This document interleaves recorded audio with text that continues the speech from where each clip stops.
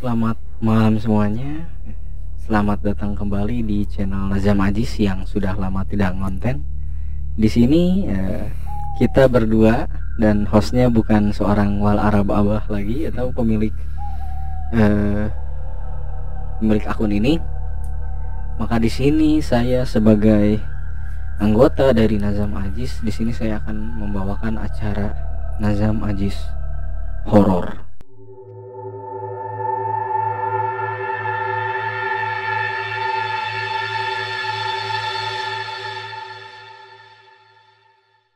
Nazam Ajis Horor bercerita tentang pengalaman-pengalaman yang menakutkan yang membuat orang lain merasa ketakutan ya, ketakutan gitu ya. Biasanya betul. Yang membuat orang lain merasa merinding ya. Kalau misalnya orang lain itu ngerasa merinding ya, kalau nggak merinding ya percuma gitu kan. Nggak jadi manusia. Iya.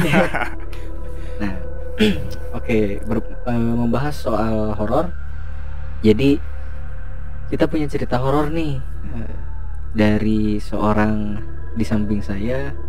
Silahkan, siapa namanya? Perkenalan dulu. Oke, perkenalkan, nama saya Muhammad Raffi Akbar. Ya, sebagai sahabatnya juga Nazam Ajis yang ada di channel Nazam Ajis sendiri. Betul.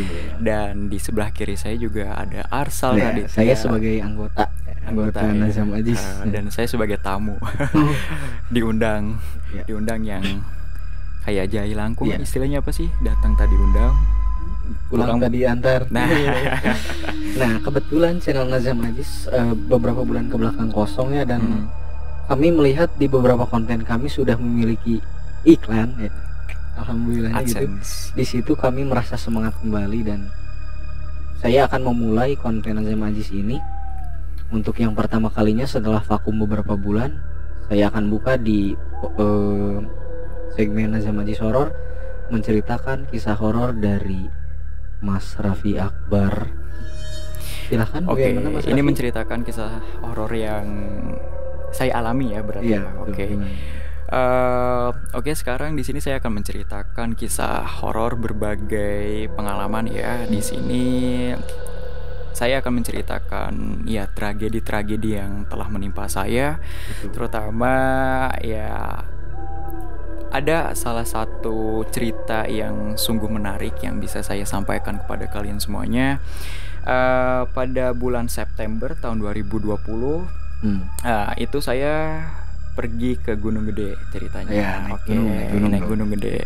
Maklum sebagai anak remaja kaum milenial ABG gitu ingin merasakan gitu.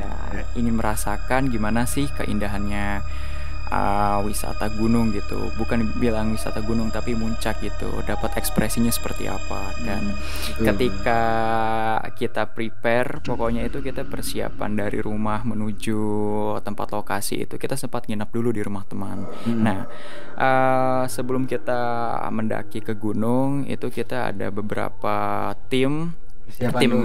persiapan, ada tim gabungan dan saya bersama rekan-rekan saya itu berlima. Dan ada tim dari orang Jakarta cuma dua orang gitu. Jadi kita ada 7 semua satu tim dan kita melewati jalur PH. Sebenarnya di Gunung Gede ini ada 3 jalur. Tiga jalur. Yang pertama itu PH, yang kedua lewat Gunung Putri, yang ketiga Cibodas. Nah, karena mengapa saya memilih jalur PH?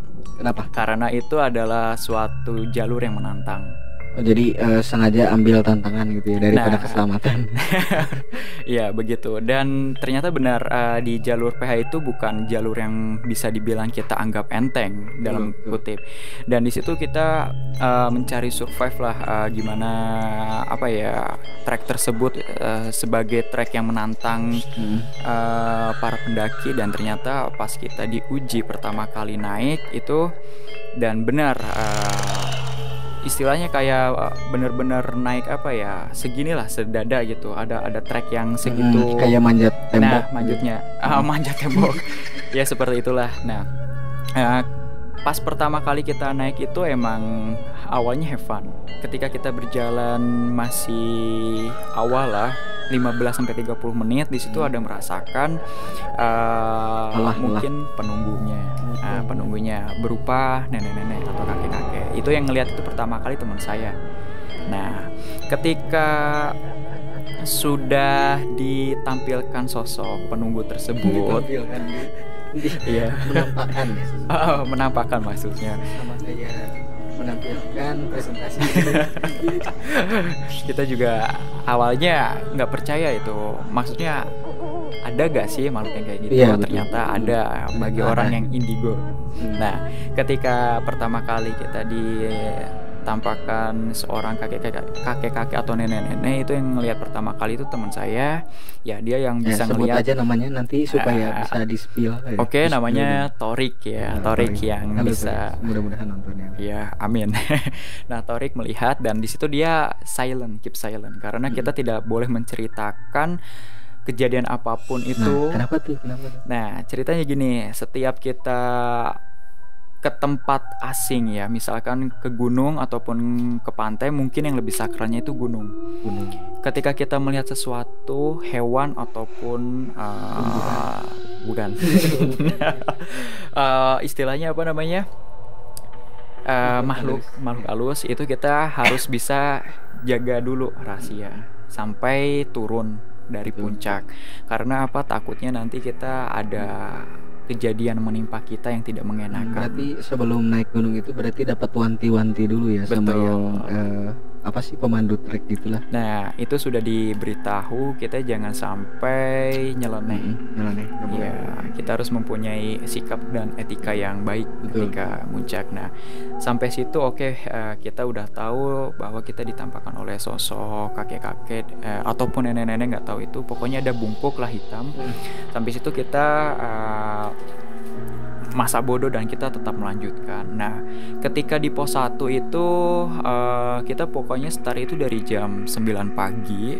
Dari jam 9 pagi kita jam 9 pagi dan sampai ke pos 1 itu kisaran jam 12. Jam 12 siang. Nah, di situ kita istirahat, berfoto-foto dan juga bersantai ria sambil membuka makanan yang kita bawa istilahnya. Sampai situ pos 1 udah clear, kita melanjutkan dari pos 1 ke pos 2. Nah, di PH itu yang saya tahu emang kayaknya dari pos 1 sampai pos 2 doang. Maaf kalau misalkan saya salah, tolong diralat nanti. Nah, di pos 2 ini kita nyampainya itu jam 2:30 kalau nggak salah. Nah, itu udah mau menuju ke Surken.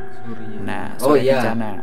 Yang Surya Kencana itu merupakan alun-alun ya. Alun-alunnya itu perkumpulan orang-orang yang mendaki gunung. Nah, betul. Nanti kita tampilin juga ya fotonya. Ini alun-alun Surya Kencana Gunung Gede. Mantap. Nah, sampai di pos 2 di situ kita udah istilahnya udah kehabisan tenaga. Karena saking menempuh perjalanan yang cukup jauh, akhirnya di situ kita bersantai ria lagi, kita relax, duduk, chillin gitu, yang sebat-sebat, terus ada yang sholat juga, kita melaksanakan sholat, nggak meninggalkan sholat juga, karena butuh pertolongan, takutnya kan hilang ya, nauzubillah.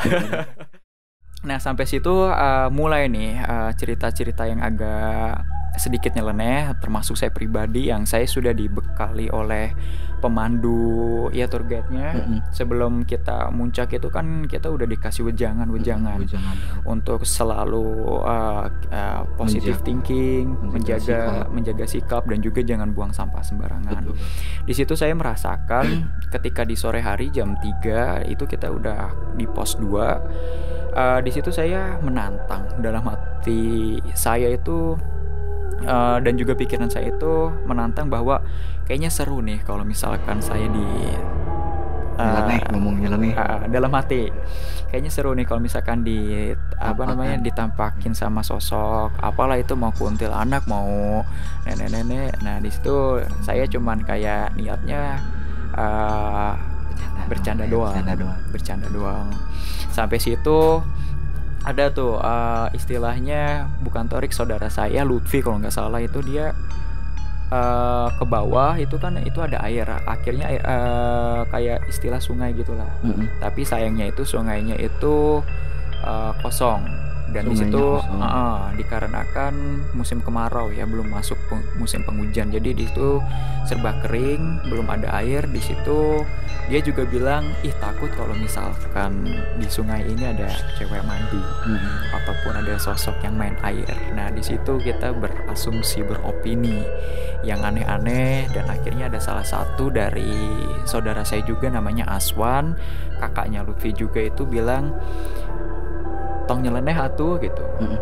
Tong ngomong sing tebalik bisi ayana naon. Nah, mungkin tujuannya itu untuk memberitahu kita agar kita tidak kebablasan. Nah, sampai situ pos 2 kita bergegas lah untuk melanjutkan ke Surken. Nah, di sini yang ceritanya mulai masuk ke dalam seremnya. Ketika saya yang tadi berbicara ingin ditantang, ingin ditampakkan oleh sosok seorang ya apapun itu, di situ saya langsung disuruh ke depan, maju, jadi pemimpin ya istilahnya kayak yang pemimpin rute. Vi, kamu maju, ikutin jalan aja, ini tinggal nanjak terus. Nah di situ selang beberapa menit yang saya masih ingat itu udah mulai embun dan kabut itu menyatu ya, dan udah mulai istilahnya itu bukan turun, istilahnya menutupi. Dan yang tadinya ada matahari itu semuanya ditutupi oleh nah betul, ditambah mendung, anehnya itu mendung dikit. Itu suasana menjadi sebuah dingin ya, istilahnya dingin, dan juga ya suara-suara apa namanya, suara binatang dan juga suara kayak jangkrik gitu kedengeran. Saking kita melanjutkan ininya apa namanya, melanjutkan trek yang bisa dibilang cukup capek ya, nanjak terus. Nah sampai di situ saya sudah merasakan bahwa saya mulai kecapean, dan ya kita nggak mau buang-buang waktu untuk harus berada di lintasan tersebut.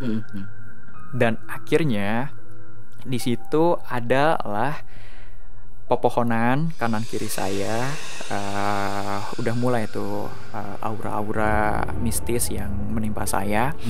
Di belakang saya itu kan cuman ada saudara saya ya bersama rombongan orang Jakarta yang 2 orang tersebut. Akhirnya saya segera cepat naik, dan saya istilahnya meninggalkan rombongan saya. Cuman hanya beberapa meter saja. Nah, sampai atas saya benar-benar naik. Di situ ada yang membisikkan, ya berbisik seperti suaranya lirihan pelan banget gitu, kelihatan cewek. Seperti bisikan gitu ya? Betul, bisikan. Nah, dan ini benar-benar cerita yang yang membuat saya bernostalgia dan agak sedikit ini menjadi sebuah pelajaran. Nah, di satu sisi saya berpikir bahwa yang lebih anehnya kan di belakang saya itu kan rombongan. Betul. Kenapa ya dibisikan itu ada di kanan saya, sedangkan kanan dan kiri saya itu hanya hutan. Betul. Hutan ditambah berkabut. Di situ saya berpositif thinking. Mungkin yang berbisik itu rombongan saya, saudara saya. Dan di situ saya naik lagi beberapa menit, kisaran cuman 2-3 menit. Di situ ada lagi manggil Raffi, seperti kayak gitu. Sekali ini suaranya lebih jelas. Lebih jelas. 1 kali Raffi, 2. Nah, yang ketiga kalinya saya mulai menengok ke kanan. Curiga.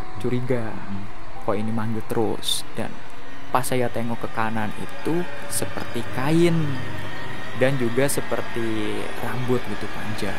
Dan itu nggak tahu, awalnya itu saya kira itu adalah kain yang bekas pendaki gunung yang sebelum-sebelumnya memberikan tanda. Itu pikiran saya, positive thinkingnya. Dan ketika saya nengok lagi, saya sempat berhenti, belakang saya juga ikut berhenti. Saya nengok ke kanan lagi, di situ mulai nongol sosok kepala kuntilanak Jadi dia seperti nengok gini, pelan-pelan gitu ya. Pelan-pelan. Di situ saya ingin berteriak, nggak tahu mau ngomong apa. Dan akhirnya saya melanjutkan sampai badan saya itu istilahnya gemeteran, merinding. Di situ akhirnya beberapa jam kemudian, 1 jam lah setelah ada tragedi tersebut, saya meminta untuk istirahat karena di situ badan saya demam. Tiba-tiba demam. Saya meminta untuk istirahat selama 20 menit. Di situ saya tertidur dan saudara saya juga melihat bahwa muka saya istilahnya pias itu apa? Pucat. Nah, ketika saudara saya bilang muka pucat tersebut, di situ saya bermimpi bahwa saya takut kalau misalkan saya hilang di gunung tersebut. Sampai situ saya terus bacaan, sholawat dan juga dan ayat kursi. Akhirnya sampai situ saya keingat wejangan-wejangan dari orang tua dan juga bukan pemandu, kayak istilahnya yang di bawah itu seperti dan syaratnya mungkin bapak-bapak yang udah kasih wejangan. Pokoknya kalau selama kita ingin naik gunung, syaratnya itu kalau niat kita baik, pikiran kita baik, ya mungkin insya Allah perjalanan kita akan lancar. Baik juga. Tapi karena posisi saat itu menantang, akhirnya saya beneran ditantang. Nah, dan akhirnya saya bangun, minum air, dikasih sedikit suplemen lah, istilahnya kayak vitamin, beberapa vitamin agar saya seperti semula kembali, sehat kembali. Dan yang tadinya pucat muka saya kembali alhamdulillah sehat walafiat. Dan kita melanjutkan sampai beberapa 3 jam perjalanan. Nah, dari jam 3 tadi di pos 2, pokoknya itu saya ketemu sama si Mbak Kunti itu kisaran jam 4 kalau nggak salah. Jam 4, 1 jam mana. Pokoknya itu 3 jam perjalanan, jam 6 kita udah mulai di puncaknya. Mulai berkemah dan di situ emang banyak cerita dari Aswan juga bercerita, dia juga melihat sosok perempuan. Iya, bukan di tenda, kayaknya itu kayak yang menghampiri di tenda tersebut, ngikutin gitulah istilahnya. Tapi dia tidak bercerita di waktu masih di gunung. Ya, yang sama. Pas sudah turun kita bercerita. Dan inilah yang bisa diambil dari kalian untuk para ingin mendaki gunung. Mungkin bagi kalian sudah mendaki, kalian sudah tahu, sudah paham gimana kerasnya lingkungan di sana. Dan juga menantang lah ya. Betul, jaga sikap dan juga etika. Dan emang banyak juga dari beberapa cerita-cerita yang akhirnya hilang, akhirnya masukin ke alam goib yang seperti itu dimensi lain. Dan ternyata benar, karena kalau misalkan tujuan kita nggak baik, pasti penunggu di sana juga bakal mengetahui. Gitu. Oke, seperti itu cerita dari Mas Raffi.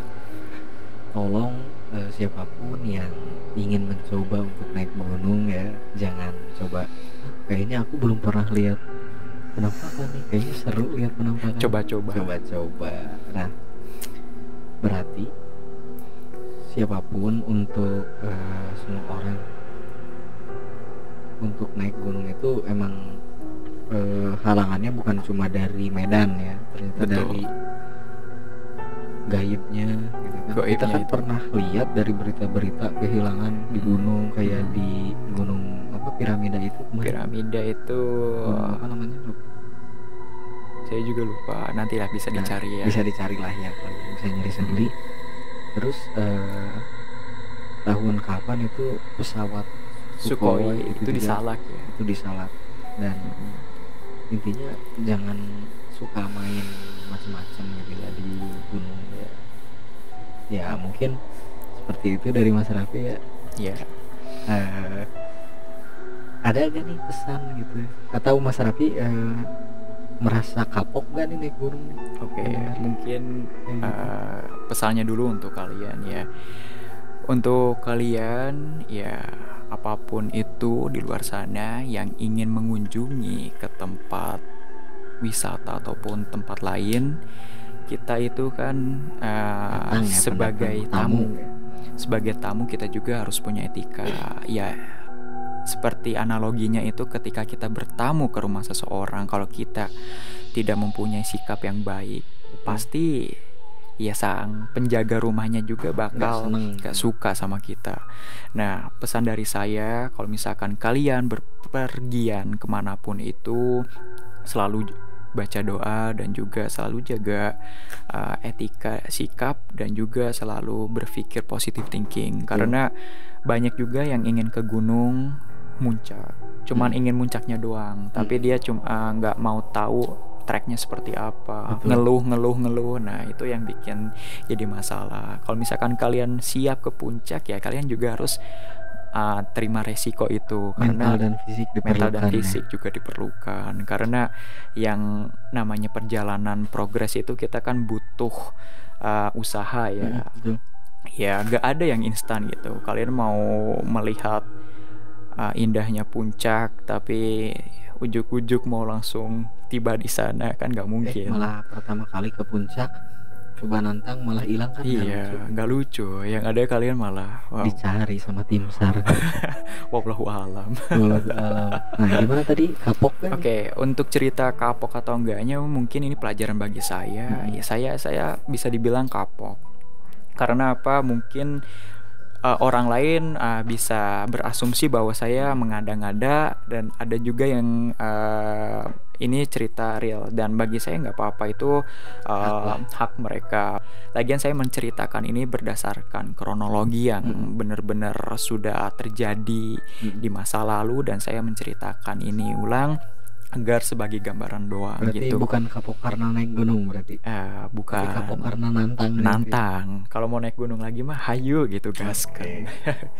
Oke nih, sepertinya cerita dari Mas Raffi segitu aja. Dan bagi kalian yang ingin bercerita, silahkan kolom deskripsi, di situ ada akun Instagram Nazam Ajis dan akun Instagram kita, atau boleh komen juga. Atau mau lebih gila WhatsApp aja kita, nanti kita tulis di kolom deskripsi. Selamat malam, sampai berjumpa kembali di konten Nazam Ajis. Bye bye.